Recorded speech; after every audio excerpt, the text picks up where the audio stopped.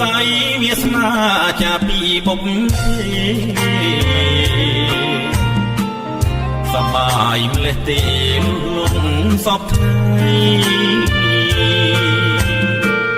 បានជួបសោភ័ណ្ឌតូចតំចរណៃរួមរាំងមេត្រីថ្លៃកាយទ្រូងបងជាទេសចរលងស្នេហ៍បងម្លេះលើកំរាលមានយើងរួមស្នេហ៍ស្នងទេវតាអន់ព្រំប្រទានទូផងសានសុខអន់ឡង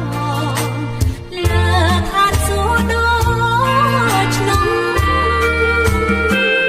ទួងមេឃរលំភ្នំរលាយសោស្នេហ៍បងនឹងអូនមិនបែកប្រេឆាប្រាសាទជាតិខ្មែរគេពីដូនតា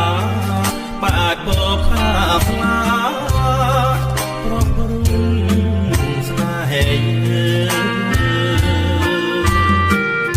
រស្មីសោភ័ណ្ឌនឹងភាពចន្ទ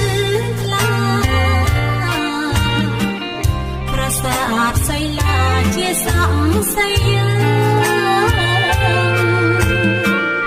មានរៀងប្រាសាទជួយលើកតុងកា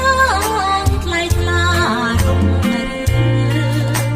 ងរួមស្នេហ៍យើងលោកស្រី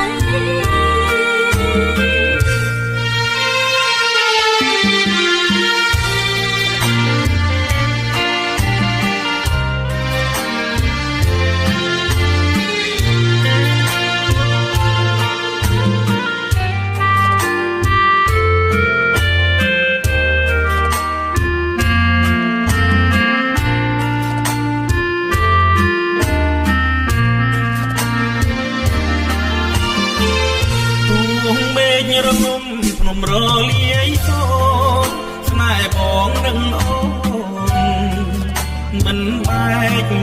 ប្រេះឆាប្រាសាទជាតិខ្មែរគេពីដូនតាបាទបបតាស្លាប្រំពរុង